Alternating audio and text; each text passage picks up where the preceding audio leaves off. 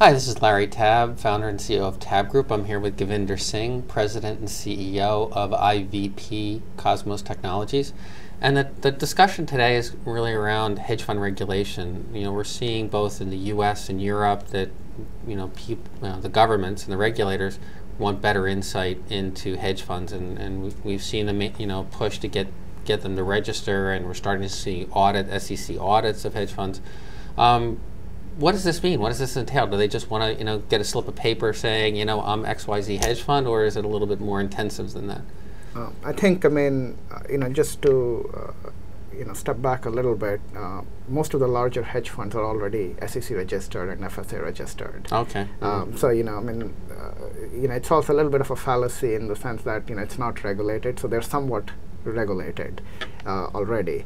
I think the level of scrutiny has, gone up by maybe 5, 10, or 20, or maybe even 100 times, depending upon who you talk to within the industry. And so the level of preparing for the level of scrutiny is what the hedge funds are really struggling with right now. So what kinds of things are the regulators asking these guys? I think the standard playbook of questions has pretty much been torn up and thrown out. So it's no longer okay. Show me where your assets are held. Show me your reconciliation process and so on. It is actually going down to the level of talking about the investment process. How you come up with alpha ideas.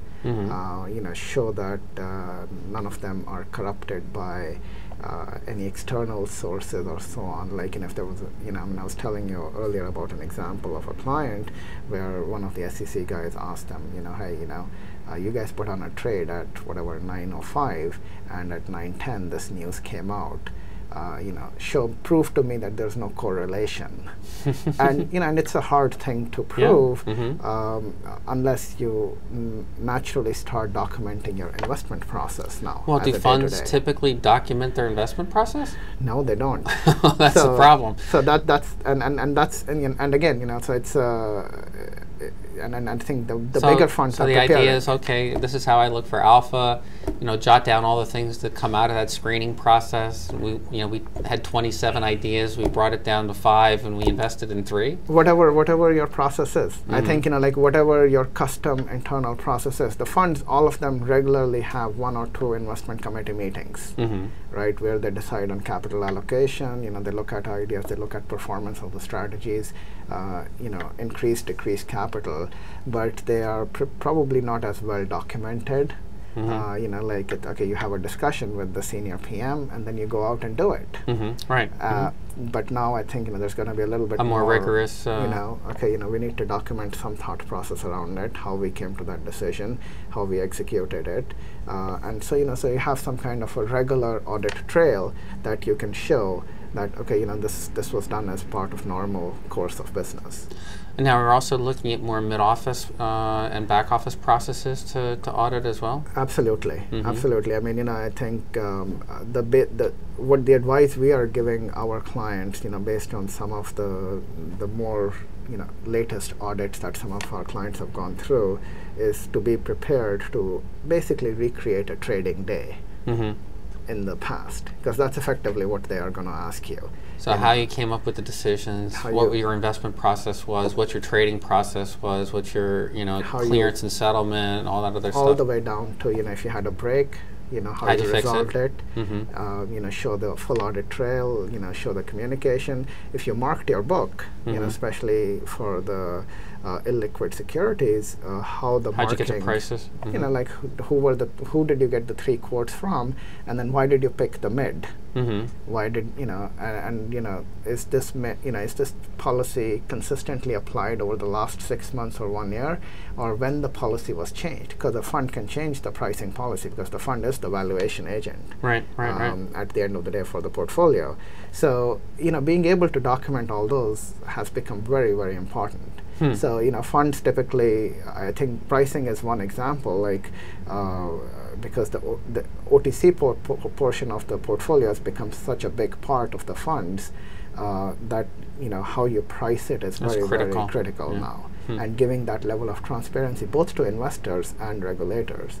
But I think the other interesting trend, I would say, is the investors were maybe a year ahead of the regulators. Okay. Which people probably don't realize, because they don't get that much press cover. But the investors have been asking for more details on the portfolios. I guess the Madoff issue has opened up a whole bunch of worries from investors to make sure their money is safe. And even I would say the process is also becoming more complex, because the hedge funds are actually going down the custody path as well, especially the the non-leveraged ones. So they no longer want to keep all their assets just at the PB. They want to migrate to a traditional custodian. Yeah. And so so the whole industry is in a little bit of a flux, but that's yet another step in the process. And that's yet another place where things can go off or go wrong. So I think the hedge fund, it is going to get probably more expensive for hedge funds to stay in business. So to a certain extent, that goes back to our conversation last week, really talking about consolidation and multi-strat, and being able to have a fewer number of larger funds doing different things. I mean, I think the Man GLG acquisition, the combination is a classic, response. I mean, I think Manny Roman, in one of his comments I read, said either you have to be big, right? You need scale. And I think so. It is definitely. So we're seeing the maturation of the fund industry basically going the same way the mutual fund industry and the broker dealers went. I think so. From a wide variety of investors or money managers to a smaller, larger scale. I think so. I think the regulations are definitely going to force it towards that direction. Having said that, I think there's still. We're not. It's not like we're not seeing new startups, but the new startups are there. They're probably more focused, and they have true alpha ideas, versus being there were a lot of pure leveraged beta players. 2 years back, and I think that's been winnowed out over the last 2 years. Interesting times. With that, I think we're going to cut it. Again, I'm here with Gurvinder Singh, President and CEO of IVP Cosmos Technology. For me, Larry TABB, founder and CEO of TABB Group. Thanks for joining us. Thank you.